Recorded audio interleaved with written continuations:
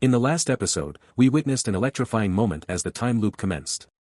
Jun Won poured his heart out to Dohee, revealing that for the past 20 years, he had been living in silence, unable to hear anything until he met her. From that moment on, the only sound that filled his world was the melody of her thoughts. He asked her if she didn't think they were destined to be together. Upon hearing the word destiny, Dohee smirked, dismissing it as childish. However, she conceded that perhaps this time, it might be true. With an air of urgency, Jun Won leaned in closer to Dohee and asked if, given their limited time before the time loop reset, he could kiss her. Dohee grinned, teasingly reminding him that he never asked for permission before. As their lips met, the time loop triggered, whisking Dohee back to the day Mr. Ha informed Jun Won that Cha Yuna had accepted their proposal to work with their company. The day seemed to unfold just as it had before, until the afternoon when Jun Won, in a spontaneous and passionate act, grabbed Dohee's hand and pulled her up to the rooftop. There, in a heartfelt embrace, he vowed to always stay by her side as long as she wanted him. Dohee, touched by his sincerity, confessed that she would love that. Later that evening, Jun Won called Dohee, asking which restaurant she was at so he could pick her up. Dohee, puzzled, reminded him that they had agreed to act exactly as they did the previous day. Jun Won, determined and protective, explained that he had reconsidered. He didn't want a repeat of the previous day when Ian draped his scarf around her neck and held her hand. This time, he declared, he would make the first move, ensuring their story unfolded differently. After returning from the bathroom, Ian notices Dohee's untied hair and gallantly offers to tie it up for her. However, Dohee vividly recalls Jun Won's heartfelt plea that he doesn't want to see Ian getting too close to her, so she politely declines Ian's offer and ties her hair herself. After dinner, Dohee tells Ian that she has something to take care of and suggests he head home alone. Concerned about the cold, Ian offers her his scarf, but suddenly a car pulls up beside them. To Ian's astonishment, Jun Won steps out, beaming with a broad smile. Ian, puzzled, asks Dohee if Jun Won is the something she needed to take care of. Jun Won strides confidently towards them, greeting both Ian and Dohee warmly. Before Dohee can respond, Jun Won takes her hand and announces that he's there to pick her up. Ian, bewildered, demands to know what's going on, why Jun Won is holding Dohee's hand, and more importantly, why Dohee is allowing it. Before Dohee can offer an explanation or fabricate an excuse, Jun Won interrupts with a bold declaration, telling Ian that he is an intern who might be promoted in 3 months, an intern boyfriend, that is. Dohee had just started college, and her beauty was enough to make heads turn. Every guy around her couldn't resist trying to get her attention. Dohee dated every guy who asked her out, though these relationships never lasted more than a month. She had strict rules for anyone she dated. Communication had to be brief and to the point, phone calls couldn't exceed 3 minutes, and there could be no complaints if she took up to 12 hours to reply to a text. These were Dohee's non-negotiable conditions. Whenever Ian tried to get closer to Dohee, it felt like an invisible wall stood between them. If he even slightly crossed the boundary of their friendship, Dohee would reinforce that wall, making it clear they were just friends. After she vowed never to date another man 3 years ago, Jun Won was the first exception. Ian understood that Dohee wouldn't take this relationship lightly. In the car, Dohee questioned Jun Won, asking if he really had to say that in front of Ian. Jun Won responded that from the first moment he saw Ian, it was obvious that Ian had feelings for her. As her boyfriend, Jun Won admitted that it bothered him. In a somber tone, Dohee explained that Ian was a special friend to her, someone who had always been there when she had no family or friends to rely on. She didn't want to lose that connection. Putting that aside, Dohee noted the irony in the situation. Just 2 months ago, Jun Won had told her to act exactly as she had from the beginning, yet now he was the one initiating a change. She wondered aloud if Jun Won would mind that today might repeat itself, given his earlier insistence on maintaining the status quo. Jun Won leaned closer to Dohee, a mischievous smile playing on his lips. Normally, I wouldn't say this, he began softly, but maybe it wouldn't be so bad if today repeats again. Because now, it's time for us to kiss. Before moving forward, Jun Won paused and asked, Dohee, how about we make a bet? Curious, Dohee replied, what kind of bet? Jun Won explained, let's bet on whether we'll move on to the next day or if we'll repeat today after we kiss. I bet that we'll move on to the next day. Dohee, intrigued, responded, and I bet we'll go back to this morning. Jun Won's eyes sparkled with excitement. If I win, then from now until tomorrow morning, I'll do whatever I please. With a playful glint in her eye, Dohee countered, and if I win, then I get to do whatever I want all day long for 24 hours. With the stakes set and their hearts racing, they leaned in for a kiss, the uncertainty of time itself adding to the thrill of the moment. After their electrifying kiss, Dohee notices that time has indeed moved forward, and they have entered the next day. Jun Won's grin widens, victorious and playful. "Looks like I won the bet," he exclaims. "Now, I get to do whatever I want until morning." First on his list, he suggests, "Let's go to your house." Dohee snaps out of her daze, bewildered. "Why my house?" she questions. Despite her initial resistance, they eventually end up at Dohee's place, just as Jun Won desired. Having someone over who wasn't merely a friend was a first for Dohee, and she felt a wave of nervousness wash over her, perhaps because it was Jun Won. When she handed him just a water bottle, Jun Won raised an eyebrow. "Why only a water bottle? Shouldn't you offer me coffee or something?" Dohee, slightly annoyed, shot back, "If you don't like it, you can go home. We have to be at work tomorrow anyway. And what are you even doing at someone else's house at midnight?" Jun Won chuckled, his eyes twinkling with amusement. "I just wanted to see the place where you spend your time. And, surprisingly, there's not much here." Dohee explained, "I live by myself and prefer not to have too many things when I move. So, I'll pack what I need this week and move into your place, as you asked." "But," she added, her voice softening with vulnerability, "it's been a while since I've lived with someone. I've been on my own since high school, so I'll need some time to mentally prepare myself." Jun Won's expression softened, his smile warm and understanding. "Take all the time you need," he assured her gently. "I just want you to be comfortable." Jun Won smirks, sharing, "It's been the same for me too. I've been on my own since high school. That's when my father remarried. He brought home someone only 7 years older than me, and to make matters worse, she was the spitting image of my mother. She even dressed like her. In front of my father, she put on a facade of humility, but behind that mask, she hid her greed. And that greed was directed at my mother's paintings." His voice hardens with determination. "I wanted to prevent my mother's paintings from being handed over to that woman." Dohee looks at him, concerned. "Are you sure you're okay with giving up your mother's paintings? I told you this afternoon that I have no thoughts of getting married yet." Jun Won's expression grows serious. "That was a significant issue for me, significant enough that I didn't care who I married, even if it left a lasting mark on my life. Having the rights to my mother's paintings was that important to me. But right now, I've found something even more important." Their eyes lock, a deep connection forming between them. Suddenly, Dohee breaks the gaze, jolting back to reality. "I'm going to go change and wash up," she says. Jun Won, teasingly, asks, "Should I come with you?" Dohee rolls her eyes, annoyed but amused. "Do you want to get kicked out?" With a mischievous grin, Jun Won replies, "I was just kidding. I'll wait, so take your time."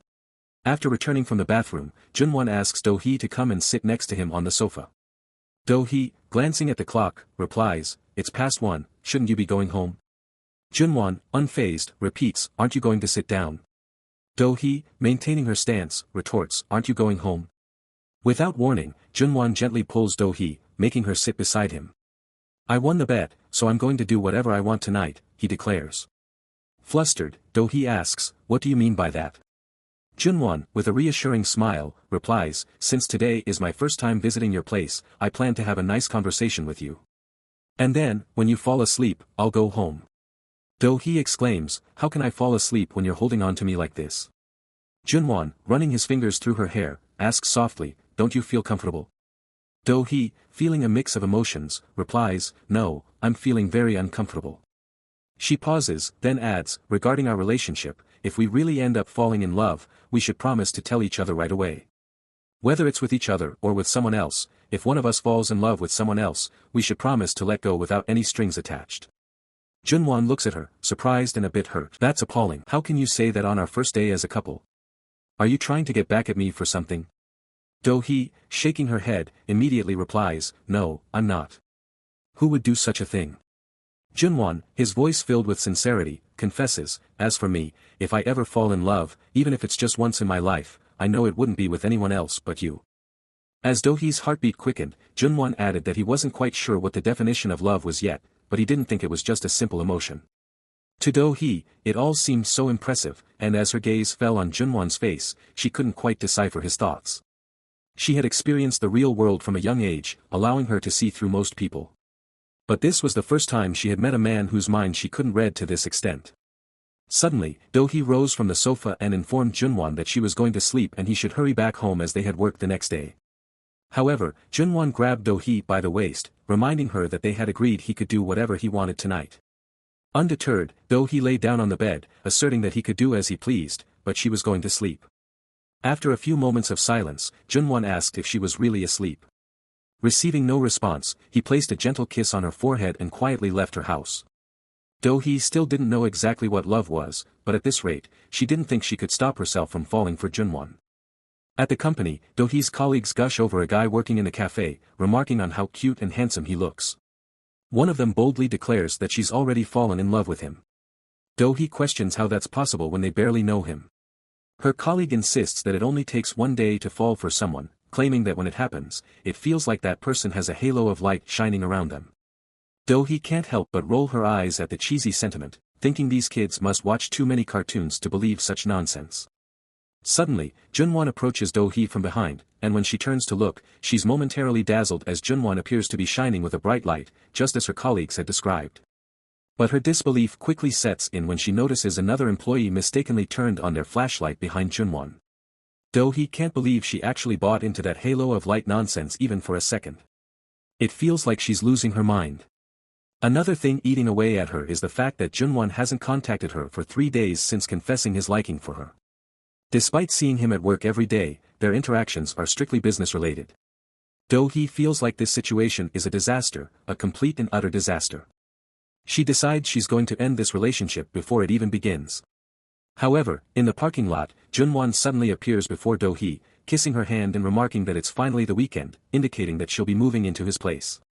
At the cafe, Dohee presents a relationship contract, with article number 1 outlining that the period of cohabitation and romantic relationship is set for 3 months, after which the relationship shall continue only if the two parties sincerely love each other. Article number 2 states that the parties agree to respect each other's privacy and refrain from asking intrusive questions. Article number 3 stipulates that any obligatory dates and reports on the parties' whereabouts shall be carried out only upon mutual agreement. As Dohee waits anxiously for Jun Won's reaction, she wonders if he might be disappointed or hurt by the terms. However, to her surprise, Jun Won opens his mouth and expresses appreciation for Dohee's agreement. He comments that since they are similar, it's important to respect each other's privacy. As Jun Won reads article number 4, which states that if either or both parties fall in love with a third party, they shall immediately alert one another and end the relationship, Dohee looks at his face, offering to make adjustments if necessary. But once again, to Dohee's astonishment, Jun Won immediately signs the agreement, indicating his acceptance of its terms without hesitation. After all the formalities are done, Dohee brings up the topic of Jun Won's mother's paintings, questioning whether marriage is really that important. She suggests that what truly matters is how it appears to his father, regardless of whether he's actually married or not. With confidence radiating from her, Dohee tells Jun Won to leave it to her, she'll persuade his father to rewrite his will. As the operation to impress his father-in-law begins, the next day at the hospital, Dohee meets Jun Won's father and introduces herself as Jun Won's girlfriend. Having heard so much about him from Jun Won, she admits to being curious and finally decided to meet him. Jun Won's father greets Dohee warmly, pleased with her presence. As they engage in conversation, Jun Won's stepmother questions when Jun Won and Dohee met, mentioning that he never mentioned having a girlfriend. Dohee calmly responds that they've been together for about a year now. The stepmother expresses a wish that Jun Won had given them a heads up. Dohee lightens the mood with a laugh, suggesting that everyone knows Jun Won is a man of few words and doesn't like to boast about his personal life, which is probably why he didn't mention it. Dohee nudges Jun Won to join in the conversation, and he awkwardly starts to blabber, confirming that they've been dating for a year and expressing their mutual affection. Taking charge once again, Dohee mentions that since they both care for each other so deeply, they have finally decided it's time to consider marriage. She expresses her intention to pay them a visit to discuss it further. Jun Won's father graciously thanks Dohee, appreciating her kindness and willingness to accept Jun Won. In response, Dohee reciprocates the sentiment, expressing her gratitude for meeting Jun Won and acknowledging that it's all thanks to him. Dohee then opens up about her own family situation, revealing that both of her parents have passed away. She admits that it feels strange to think about getting married without any of her parents being there. She considers whether she should just skip the marriage ceremony altogether. Suddenly, Jun Won's stepmother begins to cry, deeply moved by Dohee's story and the hardships she must have faced at such a young age. She reaches out to hold Dohee's hand and reassures her, expressing that from now on, Dohee can consider her as family and feel comfortable around her. In the hospital lobby, Jun Won compliments Dohee on her acting skills, jesting that she deserves the title of Best Actress of the Year. With a smirk, Dohee retorts that she could say the same about his stepmother. Leaning closer to Jun Won's ear, Dohee whispers her observations, quickly scanning the situation earlier and sharing her insights with him. Jun Won nods in agreement, acknowledging Do-hee's astuteness. Just as they finish their conversation, Jun Won's stepmother approaches and informs him that his father wishes to speak with him alone. Jun Won nods and enters the room to meet his father, leaving Do-hee alone in the lobby. As soon as Jun Won departs, the stepmother turns her attention to Do-hee, noting that she must be feeling a bit lonely without Jun Won by her side. With a smile, she suggests they chat for a while. In the ventilator room, Jun Won's father passionately expresses his desires for Jun Won, urging him to experience love, laughter, tears, and the tumultuous nature of relationships just like everyone else. However, Jun Won swiftly interjects, asserting that his father should focus on his own impending passing. He coldly insists that he will handle his affairs alone and brushes off his father's concerns before briskly exiting the room. Left behind, Jun Won's father reaches out to the photo frame of Jun Won and his late mother, overcome with emotion. In the waiting room, Jun Won's stepmother confronts Do-hee, demanding to know how much Jun Won is paying her to play the role of his girlfriend. Do-hee, taken aback by the accusation, vehemently denies understanding what the stepmother is insinuating. Undeterred, the stepmother smirks, suggesting that Do-hee drop the facade, as she believes Do-hee is not as naive as she pretends to be. Furthermore, she brazenly offers to pay Do-hee double what Jun Won is offering, urging her to abandon the charade. Annoyed by the proposition, Do-hee retorts that if the stepmother is serious about persuading her, she should have the funds ready. She questions how she can trust someone who might betray her later. Unfazed, the stepmother chuckles, claiming that she recognized a similarity between them from the moment she laid eyes on Do-hee. With confidence, she declares that she will offer triple the amount Jun Won promised, believing they share a connection worth investing in. Do-hee's bold demand for 300 million won surprises the stepmother. She questions whether Jun Won had promised 100 million won. Do-hee, unfazed, smoothly slips her business card into the stepmother's pocket, clarifying that her request is not based on a monetary value but rather the worth she sees in Jun Won. She firmly states that triple that value amounts to 300 million won, and that's the correct calculation. With a confident demeanor, Do-hee informs the stepmother that when she has the 300 million won ready, she can contact her using the number on the business card. Until then, Do-hee asserts that she is a busy person and should not be contacted further. Unbeknownst to them, Jun Won listens in from outside the waiting room, recalling Do-hee's earlier whispered assurance that dealing with his stepmother would be easy for her. Amused by her assertiveness, Jun Won chuckles to himself. After bidding farewell to Jun Won's father, Jun Won and Do-hee announce their intention to move in together starting that day. While Jun Won's father expresses happiness at the news, the stepmother seems less enthusiastic. Before departing, Jun Won's father makes a heartfelt request to Do-hee, asking if instead of a wedding, they could send him a selfie every morning. He estimates he has another month or two to live, and the simple gesture brings him joy in his final days. While driving home, Do-hee shares her suspicion with Jun Won about why his father tied marriage to inheritance. She suggests that perhaps his father's motive was rooted in regret for not providing Jun Won with a stable family environment. Maybe, before his passing, he wanted to witness Jun Won build that stable family for himself. Jun Won listens in silence, offering no immediate response. Upon arrival at Jun Won's home, he guides Do-hee to a room and offers it to her. As she observes the well-kept space, Do-hee questions Jun Won about its previous occupancy. Jun Won reveals that it was briefly occupied 2 years ago for about 2 weeks. He offers to redecorate if it makes her uncomfortable. This revelation disappoints Do-hee, as Jun Won had previously mentioned living alone since high school. When Jun Won offers to assist with unpacking, Do-hee reminds him of the second rule of their relationship agreement, respecting each other's privacy. Jun Won responds with a grin, agreeing to give her space and suggesting she inform him if she needs anything before heading to the living room. Left alone, Do-hee begins unpacking, and her eyes fall upon a woman's scrunchie. Worried, she wonders if the woman who briefly stayed in this room 2 years ago could be Cha Yuna, the woman Jun Won broke off his engagement with 2 years prior.